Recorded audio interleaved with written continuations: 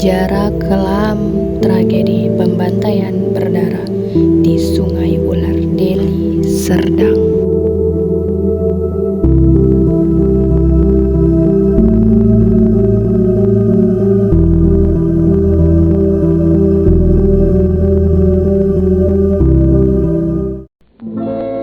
Halo semuanya, hari ini kita akan membahas sesuatu yang berat. Bukan karena bahasanya sulit, tetapi karena kisah ini menyimpan duka, kekerasan, dan penderitaan yang begitu mendalam. Ini adalah kisah tentang tragedi kelam Sungai Ular yang terjadi pada tahun 1965 di Deli Serdang, Sumatera Utara. Mungkin sebagian dari kita belum pernah mendengar soal ini. Mungkin juga ada yang pernah tahu sedikit, tapi belum benar-benar mengerti apa yang terjadi. Tapi saya akan mengajak kalian untuk mendengarkan dengan baik, karena ini bukan hanya tentang soal masa lalu. Ini adalah bagian dari sejarah bangsa kita yang masih menyisakan luka hingga hari ini. Pada tahun 1965 adalah tahun yang sangat genting bagi bangsa Indonesia. Saat itu, Indonesia baru merdeka sekitar 20 tahun dan masih terus mencari bentuk kestabilan baik dalam politik, ekonomi, maupun ideologi. Ada 3 kekuatan besar waktu itu: militer, nasionalis, dan komunis. PKI atau Partai Komunis Indonesia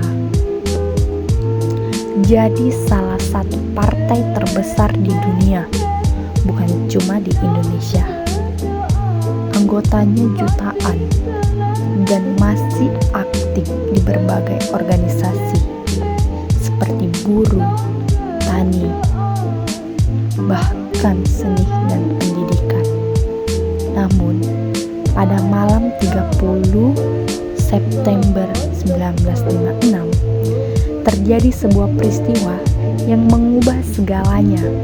6 jenderal TNI Angkatan Darat diculik dan dibunuh oleh sebuah kelompok yang menamakan dirinya sebagai Gerakan 30 September atau G30 SPKI.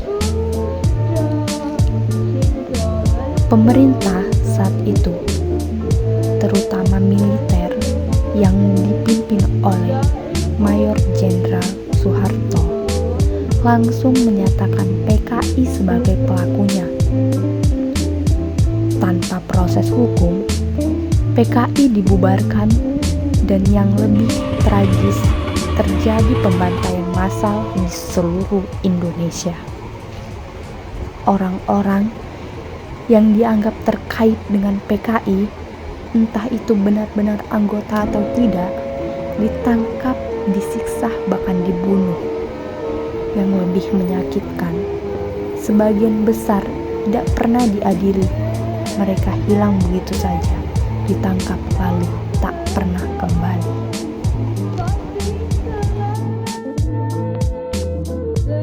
Nah, ini merupakan salah satu tempat yang menjadi saksi paling mengerikan dari tragedi ini adalah Sungai Ular yang terletak di Kabupaten Deli Serdang, Sumatera Utara. Di tempat inilah ribuan orang dibawa dengan truk lalu diikat dan dibunuh secara massal di tepi sungai. Setelah itu, jasad mereka dilempar ke dalam sungai supaya hilang tanpa jejak. Sungai yang dulunya mengalir tenang berubah menjadi kuburan massal yang panjang dan sunyi. Antara Oktober sampai September 1965, pembantaian di Sungai Ular mencapai puncaknya. Banyak korban seperti petani, buruh, guru, bahkan warga biasa yang hanya kebetulan pernah ikut rapat desa atau sekedar ditulis karena dendam pribadi. Tidak ada pengadilan bagi mereka, tidak ada pembelaan diri bagi mereka. Hanya nama dicatat, ditangkap malam hari, lalu esoknya tak pernah pulang kembali. Sejarah mencatat lebih dari 10.000 orang kemungkinan menjadi korban di wilayah ini. Tetapi karena tidak ada kuburan yang jelas dan banyak keluarga tak bersuara, angka pastinya tak pernah benar-benar diketahui. Selama puluhan tahun, peristiwa ini tidak diajarkan di sekolah. Media tidak boleh membahas. Keluarga korban dipaksa diam.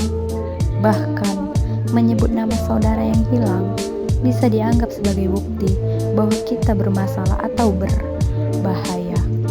Negara menyusun narasi tunggal bahwa pembunuhan massal ini adalah perlu untuk menyelamatkan bangsa dan komunis. Padahal beberapa banyak dari mereka yang dibunuh bahkan tidak tahu apa itu ideologi. Mereka hanya buruh tani, guru kampung, dan pemuda desa. Mereka tidak diberi kesempatan untuk menjelaskan siapa mereka sebenarnya. Pada tahun 2000-an, suara-suara mulai terdengar, dan salah satu momen penting dalam mengungkap tragedi ini adalah film dokumenter yang berjudul The Look of Silence. Dari film ini, kita diajak mengikuti perjalanan Edi Rukun, seorang pria dari Deli Serdang yang ingin mencari tahu siapa pembunuh kakaknya Ramli. Ia mendatangi para pelaku yang secara mengejutkan masih hidup. Mereka bercerita dengan bangga tanpa rasa bersalah bagaimana mereka menyiksa, membunuh, dan membuang korban ke Sungai Ular. Salah satu dari mereka bahkan mengakui meminum darah korban karena percaya itu akan mencegah mereka dihantui. Ini bukan cerita fiksi. Ini adalah pengakuan langsung terekam kamera dan bisa disaksikan oleh siapa saja. Sampai hari ini, Sungai Ular dianggap tempat yang angker, tapi bukan hanya karena kisah mistinya, melainkan karena sungai ini menyimpan jeritan kemanusiaan yang tak sempat disampaikan. Banyak keluarga masih tak tahu di mana kuburan saudaranya. Tidak ada nisan, tidak ada doa di atas makam. Sungai ini bukan hanya air, ia menyimpan trauma sejarah yang tak pernah benar-benar dibersihkan. Tragedi Sungai Ular ini bukanlah sekedar peristiwa kelam. Ia adalah cerminan betapa mudahnya manusia kehilangan hati nuraninya ketika kekuasaan, ideologi, dan kebencian dibiarkan tanpa kontrol.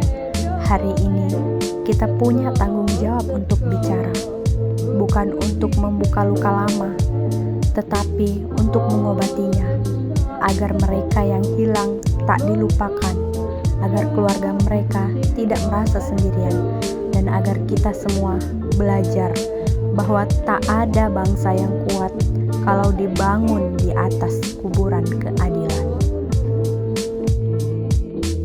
Terima kasih telah mendengarkan cerita dari kami. Sampai jumpa di lain hari.